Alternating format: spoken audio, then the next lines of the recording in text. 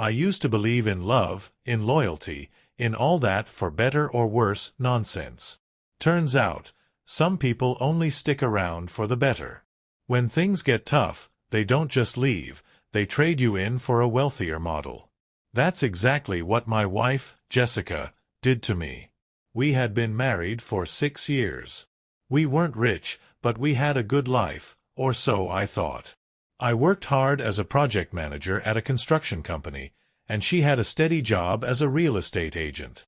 We weren't rolling in cash, but we had each other, and that was supposed to be enough. Apparently, it wasn't. I started noticing the signs about a year before everything fell apart. Jessica became distant, always glued to her phone, smiling at texts she never let me see. Suddenly, she was dressing nicer, spending more time at the gym, and working late more often than usual. When I asked her about it, she brushed me off. "You're being paranoid, Jake," she'd say with an eye roll. "I'm just trying to take better care of myself." I wanted to believe her, I really did. But deep down, I knew something was off. Then the hammer dropped. One night, she came home late, too late. She was drunk, her lipstick smudged, her dress wrinkled. I confronted her, and after a pathetic attempt to lie, she finally admitted it. "I've met someone else," she said, her voice cold and detached. "His name is Richard, and I think I want to be with him." Richard. Even his name sounded like money. Sure enough, he was loaded, a big-time real estate investor, the kind of guy who drove a different sports car every day of the week, the kind of guy who could drop a few grand on a bottle of wine just to impress a woman. My wife, no, my ex-wife, was one of those women. She didn't just cheat, she traded up. I begged her to reconsider, not because I was weak, but because I still believed in our marriage. But she had already made up her mind. Within a month, she moved out and into Richard's penthouse, like I had never existed. Just like that, my life crumbled. Divorce hit me like a wrecking ball. Jessica didn't just leave me, she took half of everything. The house? Gone. My savings? Drained. Even my car, because she convinced the court she needed it more. To make matters worse, Richard had connections, and somehow I lost my job right after the divorce was finalized. Coincidence? Yeah, right. I was left with nothing but anger, regret, and a crappy apartment that smelled like mildew. 4 months, I barely functioned. I drank too much, slept too little, and scrolled through social media like a masochist, torturing myself with pictures of Jessica living her dream life. She was traveling the world, wearing designer clothes, and posing in Richard's luxury cars like she had won the lottery. I hated her. I hated him. And I hated myself for ever loving her in the first place. But fate, oh, fate had a wicked sense of humor. Because a year later, when I finally started rebuilding my life, I met someone. Someone who would turn everything upside down. Her name was Lana, and she was Richard's daughter. After Jessica left me, I spent months feeling like a failure. Everything I'd built, my marriage, my career, my sense of stability, was gone, all because she wanted to live in luxury with Richard, the millionaire scumbag. But life has a funny way of turning things around when you least expect it. It all started when I finally decided to get back on my feet. After struggling for months, I landed a new job at a mid-sized construction firm. The pay wasn't great, but it was enough to start fresh. I also forced myself to get out of the apartment more. No more wallowing in self-pity. One night, my buddy Chris dragged me out to a bar downtown. "You need to stop being a hermit," he said. "Just have a drink. Talk to some people. You never know what could happen." I wasn't in the mood to socialize, but I went anyway. And that's when I met her. Lana. She caught my eye the second she walked in. Long dark hair, sharp green eyes, and a confidence that made the whole room notice her without her even trying. She sat a few seats away from me at the bar, sipping a whiskey neat. Not some fruity cocktail, whiskey. I liked that. Chris nudged me. Dude, go talk to her. I laughed. Yeah, right. Come on, man. What do you have to lose? At that point, nothing. So I walked over and struck up a conversation. To my surprise, she wasn't just beautiful, she was funny, smart, sharp-witted. The kind of woman who could keep up with sarcasm and throw it right back. We talked for hours, laughing over bad pickup lines and debating whether pineapple belonged on pizza. I hadn't connected with someone like that in years. By the end of the night, she gave me her number. And just like that, I started living again. Lana and I began seeing each other regularly. Coffee dates turned into dinner dates. Dinner dates turned into late-night drives and deep conversations. She was different from Jessica in every way. Down-to-earth, unpretentious, and completely uninterested in money. One night, over takeout at her place, she opened up about her family. "My dad is a real estate guy," she said, rolling her eyes. "Thinks money can solve everything. He's always been more obsessed with his business than his family." I frowned. "That sounds exhausting." She sighed. "Yeah. He left my mom years ago for some younger woman. Some real estate agent." She scoffed. Surprise, surprise. My heart stopped. No freaking way. I played it cool, but my mind was racing. Real estate. A younger woman. A real estate agent. There was no way this was just a coincidence. The second I got home, I did some digging.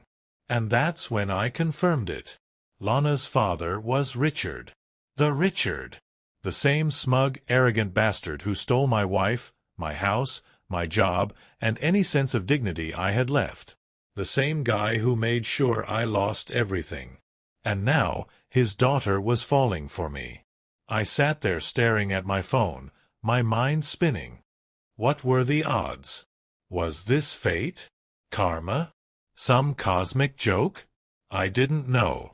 But I knew one thing for sure. Jessica had left me for Richard. And now, I was falling for his daughter. I couldn't wait to see the look on her face when she found out. I leaned forward, lowering my voice just enough to make him really listen. "And now, I'm about to become your family." Richard's face twitched. "Oh, I had him." "She doesn't know," he said flatly. "Lana has no idea about you and Jessica." "Not yet." I smirked. "But she will." Richard's grip on his glass tightened, his knuckles whitening. "What do you want?" Bingo. He was desperate. I straightened my jacket and stood tall. "I want nothing from you, Richard. I just want to enjoy watching you squirm, knowing that every family dinner, every holiday, every moment Lana and I spend together, you'll be wondering when I'll tell her the truth." His nostrils flared. "You think you're untouchable? You really believe I'll let this happen?" I grinned. "What are you going to do, ruin my life again?" "Oh wait, you already tried that. And guess what? I'm still here." He had no move to play, and he knew it. As I walked past, I patted his shoulder. "By the way, that whiskey?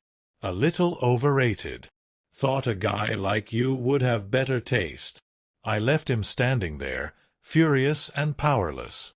And I wasn't done yet. When I walked back into the dining room, Jessica was still sitting at the table, looking like she'd seen a ghost. I slid into my seat next to Lana, who was happily chatting about some upcoming work event. Jessica, though, wasn't listening. She was staring at me. Lana finally noticed. "Jess? You okay?" Jessica blinked, snapping out of it, then forced a tight smile. "Yeah, just a headache." Lana turned back to me. "Did my dad bore you to death in his study?" I laughed. "Not at all. He's very interesting." Jessica knew. She wasn't stupid. And for the first time ever, she was the one feeling powerless. When dinner wrapped up, I walked Lana to my car. Richard stayed behind, glaring at me like he wanted to throw me off a cliff. Jessica, on the other hand, pulled me aside the second Lana was out of earshot. "Jake," she hissed, her voice low and frantic. "What the hell are you doing?" I tilted my head. "Dating a wonderful woman. What about you? Still gold digging your way to the top?" Her eyes darted toward the house, making sure no one was listening. "You can't do this." "Oh, but I can." I leaned in, dropping my voice to a whisper. "And you know what's funny, Jess? You left me because I wasn't rich enough. But now, I'm about to be part of the very life you sold your soul for." Her hands clenched into fists. "You're doing this on purpose." I chuckled. "Like I said, just fate." She took a shaky breath, eyes burning with frustration. "You won't tell Lana." I shrugged. "I don't know. Maybe I will. Maybe I won't. But I do know one thing. You're terrified right now." And she was. I could see it in her tense posture, the way she kept glancing back at the house. If Lana found out that her dad's girlfriend was my cheating ex-wife, it would destroy everything Jessica had built. And I was loving every second of it. Over the next few weeks, Jessica unraveled. Every time she saw me with Lana, holding her hand, laughing with her, fitting seamlessly into her life, she looked like she wanted to scream. At dinners, I caught her stealing nervous glances at me, probably wondering when I'd drop the truth on Lana. Richard, on the other hand, kept up his fake politeness, but I knew he was seething inside. He was powerless, and it probably drove him insane. Finally, I decided it was time. One evening, Lana and I were curled up on her couch, watching some dumb reality show. She was laughing, her head resting on my shoulder, completely at ease. That's when I said it. "There's something I need to tell you." She sat up, concern flickering across her face. "What is it?" I took a deep breath, pretending this was hard for me. "I knew your dad before I met you." She frowned. "What? How?" I exhaled. "Because I was married before. And my ex-wife is Jessica." Her face froze. Silence. Then, "Wait, what?" I nodded. "She left me. For your dad." I watched as the realization hit, shock, disgust. Her hands clenched into fists. "You're telling me my dad's girlfriend is your ex-wife? The woman who cheated on you?" "Yep." Lana's expression shifted from disbelief to pure rage. That manipulative, gold-digging. She shot up from the couch, pacing. "I knew she was fake. I knew she was using him." I leaned back, letting the fire build. "She knew who I was the second she saw me at dinner. That's why she's been acting weird ever since." Lana whipped around, eyes blazing. "And my dad? Did he know?" I nodded. "Oh, he knew. He just didn't say anything because he didn't want you to find out what kind of pathetic mess he got himself into." Her lips pressed into a thin line. She grabbed her phone. "I need to call him." I smirked. "Want to do it in person?" She met my gaze, fire in her eyes. "Hell yes." The next evening, we showed up at Richard's house unannounced. He opened the door, his face tightening when he saw me standing beside Lana. Jessica appeared behind him, looking pale and terrified. "Lana," Richard started, but she held up a hand. "Shut up." He blinked. She turned to Jessica. "You're disgusting. You really thought you could just sneak into my family and nobody would find out?" Jessica stammered. "Lana, I don't." Her voice was ice. "I don't want to hear it. You cheated on Jake. You left him for my dad like some pathetic gold digger. And now what? You were going to marry him? Milk him for everything he had." Jessica looked at Richard, desperate. "Richard, please." His expression was priceless. He looked at her like she was dirt, like he was finally seeing what she really was. "You told me your ex-husband was an abusive loser." Jessica flinched. Richard turned to me. You never laid a hand on her, did you? I kept my voice calm. Never. But I did work my ass off for her, just for her to throw me away the second you flashed your wallet. Jessica's face crumpled. Richard, please, you can't believe. Get out. Jessica froze. Richard's face was stone. Get out of my house. Jessica let out a choked sob, grabbed her purse, and bolted out the door. As she fled, I made sure my voice was just loud enough for her to hear. Guess you're back to nothing, huh, Jess? She didn't look back. Lana cut off contact with her father for a while, disgusted by how easily he had let himself be manipulated. Richard, on the other hand, knew he had lost. As for me, I walked away with everything. Jessica lost the cushy life she thought she had secured. Richard got exactly what he deserved. And me?